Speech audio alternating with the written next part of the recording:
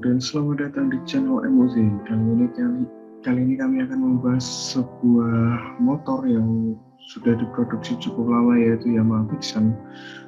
Untuk yang akan kita bahas kali ini adalah untuk keistimewaan sendiri dari motor ini. Jadi untuk kelebihan, kekurangan, untuk spesifikasi mesinnya juga akan kita bahas di sini.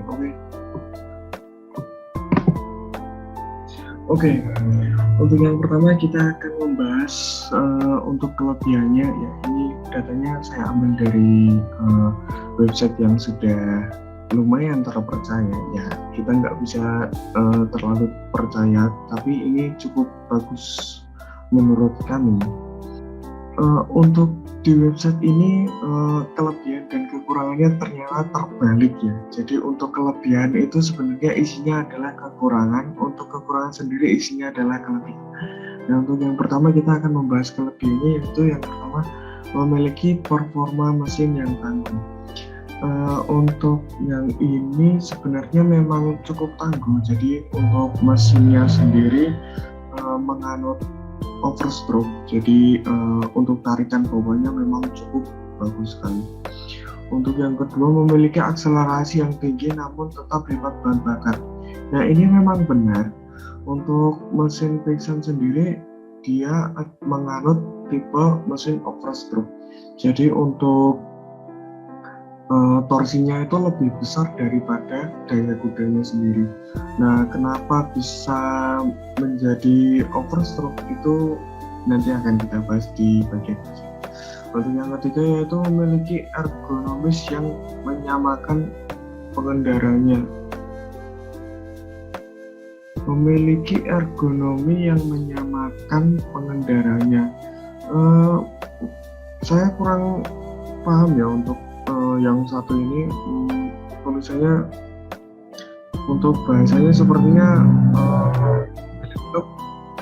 belum cukup menjelaskan keseluruhannya. Untuk yang keempat yaitu menggunakan suspensi monoshock. Ini cukup menjadi kelebihan untuk shock model monoshock ini. Kenapa? Untuk model monoshock sendiri sudah menjadi tren pada motor-motor naked yang sudah maju lah teknologinya. Nah, untuk kelebihan monoshock sendiri, untuk kalian yang menyukai motor-motor besar, mungkin ada sebagian dari kalian yang menyukai mungkin bisa kita sebut cornering ya, belok pakai gaya miring di belokan yang agak tajam. Nah, itu monoshock sebenarnya cukup membantu sekali dibandingkan untuk yang double shock. Nah, untuk kekurangannya sendiri untuk monoshock pada Vixion ini, karena saya pernah menggunakan Vixion, jadi untuk monoshocknya sendiri kekurangannya adalah terlalu empuk. Nah, misalkan kalian menggunakan motor ini secara berboncengan, mungkin di antara kalian ada yang kaget, loh kok shocknya terlalu empuk sekali. Nah, untuk yang selanjutnya adalah desain bodi yang dipakai terlihat ramping. Nah, memang untuk Vixion yang baru sendiri memang terlihat cukup ramping jika kita lihat dari belakang, tapi untuk dilihat dari depan memang bentuknya lebih besar dari tahun-tahun yang sebelumnya. Nah, untuk Vixion yang saya bahas kali ini adalah versi Vixion Lightning atau Vixion Advance. Itu sebenarnya kan sama ya, cuma bodinya agak beda sedikit. Nah, untuk kita lihat dari depan sendiri, Vixion itu lebih besar daripada Vixion yang cuma dulu untuk seperti tahun 2009, 2007 atau yang sebelum. Untuk selanjutnya adalah sudah menggunakan speedometer digitalnya. Memang benar, untuk speedometer zaman dulu memang menggunakan analog, tapi sekarang sudah digital. Nah, untuk yang selanjutnya menggunakan sasis tipe Delta Box. Nah, untuk Delta Box sendiri ini adalah sebuah rangka yang cukup terkenal karena digunakan pada motor-motor sport untuk ajang balap. Jadi seperti Delta Box itu sebenarnya mengambil bentuk dari bentuk-bentuk rangka yang ada di MotoGP, untuk atau motor-motor yang lain untuk balapan lah, untuk yang motor sekelas sport ya, bukan untuk kelas retro. Untuk retro sendiri kan biasanya menggunakan rangka diamond, mungkin sekarang masih menggunakan diamond. Nah, untuk selanjutnya kita akan membahas untuk kekurangannya. Nah, untuk kekurangannya yaitu yang pertama, mesin terlihat kopong dan kurang berisi. Nah, memang benar.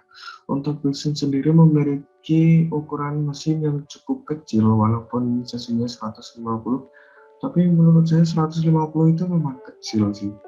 Mungkin kurang pas dengan bodinya yang sekarang terlihat lebih besar. Yang kedua yaitu leher knalpot yang terlalu ke depan membuat penampilan mesin jadi lebih kopong. Memang benar, untuk knalpot Vixen sendiri memang terlalu ke depan untuk headernya ya.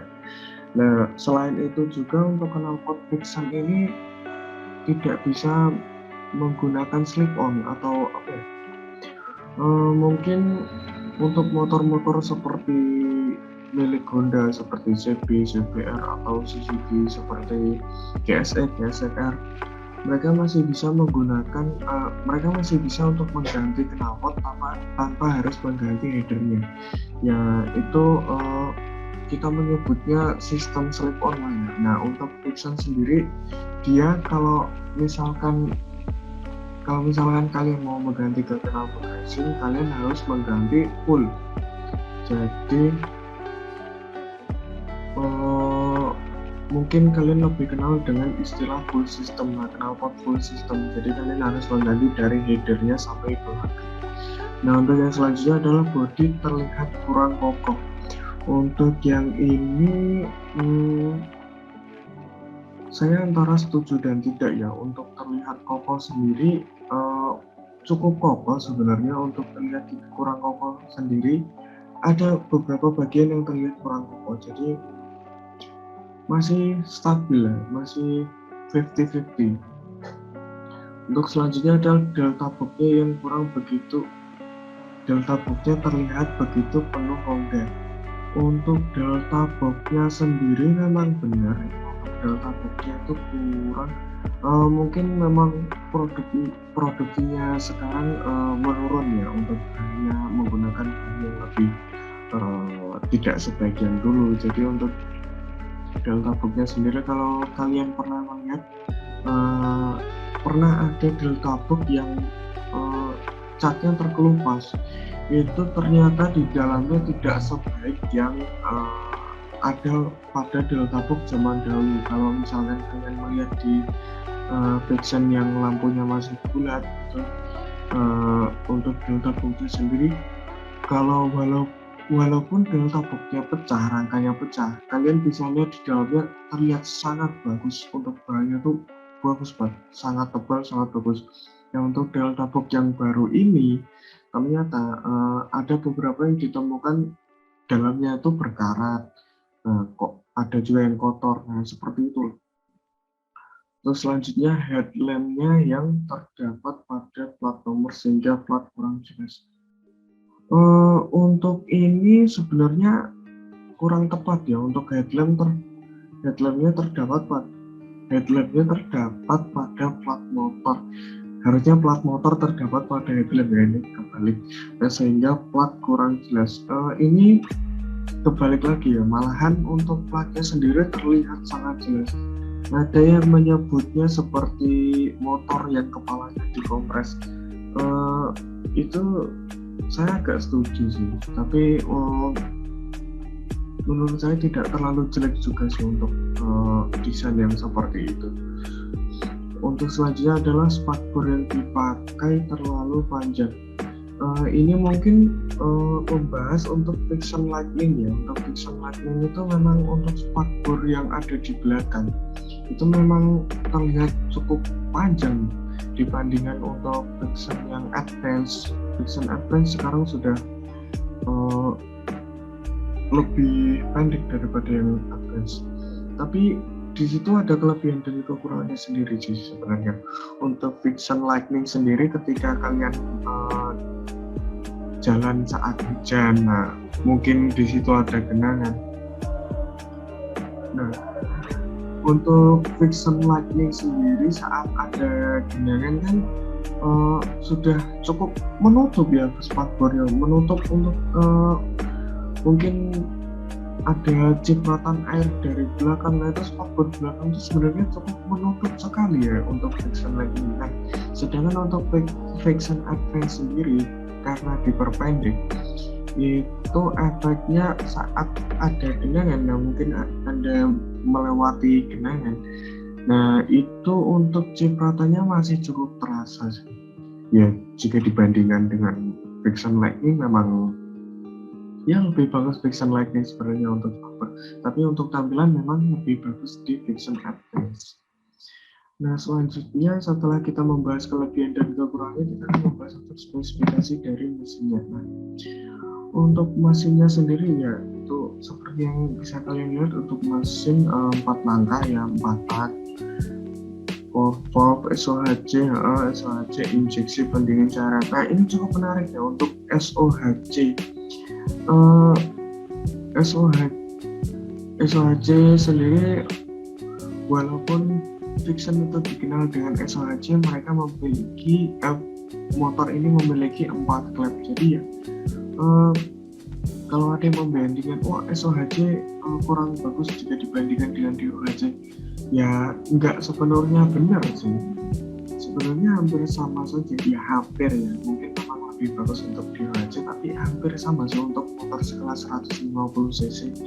Jadi klepnya masih sama-sama 4, untuk penggeraknya juga sama, mungkin perbedaannya ada di timingnya. Untuk selanjutnya motornya sudah injeksi pendingin cairan ya, itu sudah lama sih dari friction yang pertama. Untuk silindernya tunggal yang cuma 1, untuk volume silinder ya 150, untuk diameter dan langkah. Nah ini friction ini menganut tipe mesin yang dia overstroke ya, jadi diameternya itu lebih kecil daripada langkahnya. Langkahnya sendiri ada 58,7, untuk diameternya lebih kecil yaitu 57. Nah apa efeknya? Efeknya itu lebih ke untuk tarikan awalnya. Untuk motor overstroke sendiri dengan langkah yang lebih besar, langkah yang lebih ukurannya lebih besar daripada diameter, dia dapat menggunakan akselerasi yang lebih bagus. Itu pun walaupun akselerasinya lebih bagus, dia lebih irit ya. Untuk selengkapnya mungkin kalian bisa lihat di beberapa website. Untuk overstroke sendiri memang cukup bagus menurut saya. Saya sendiri lebih suka untuk mesin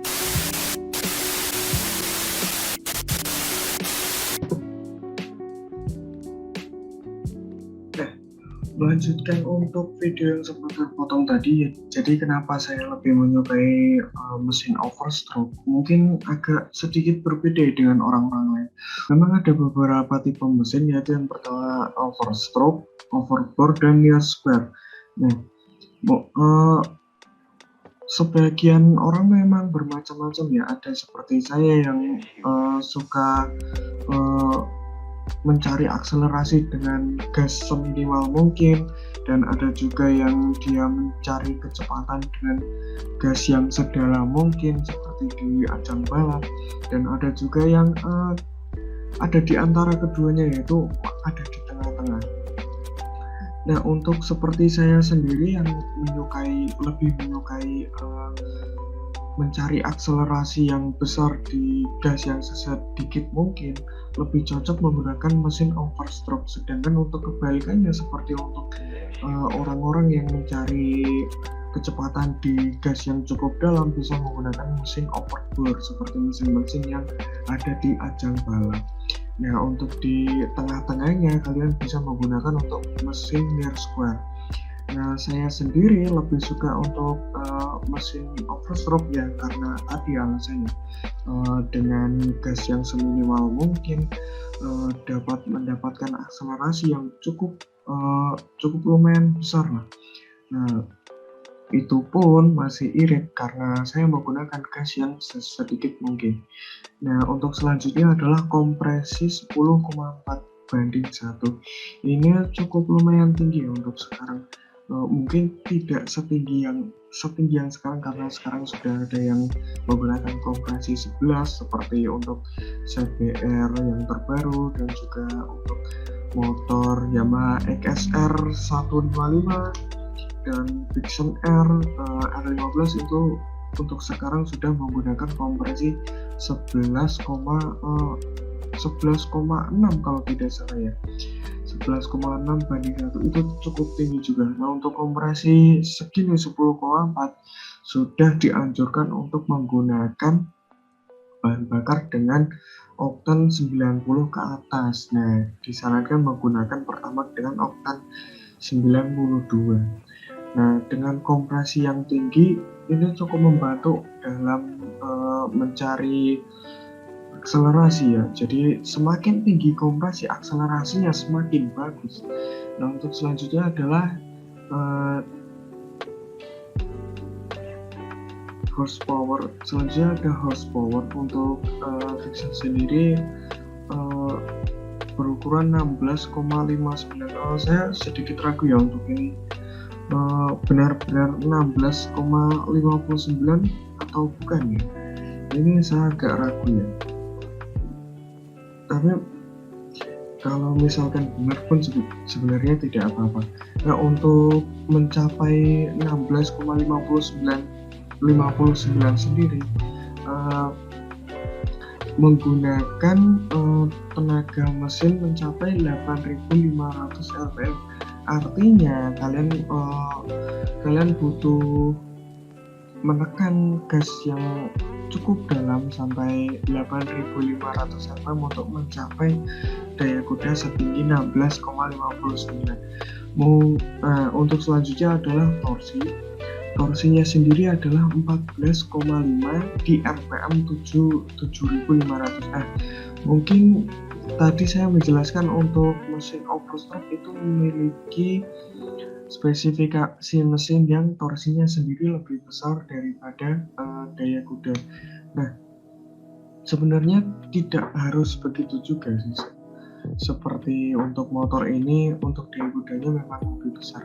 Tapi yang tetapinya, untuk torsi sendiri RPM-nya lebih sedikit ya. Ini cukup sedikit ya. Ini batas untuk yang paling batas untuk yang paling panjang sebenarnya untuk 7.500. Jadi untuk mesin overstroke sendiri untuk mencari puncak torsinya dengan RPM 7.500 itu sebenarnya sudah cukup panjang.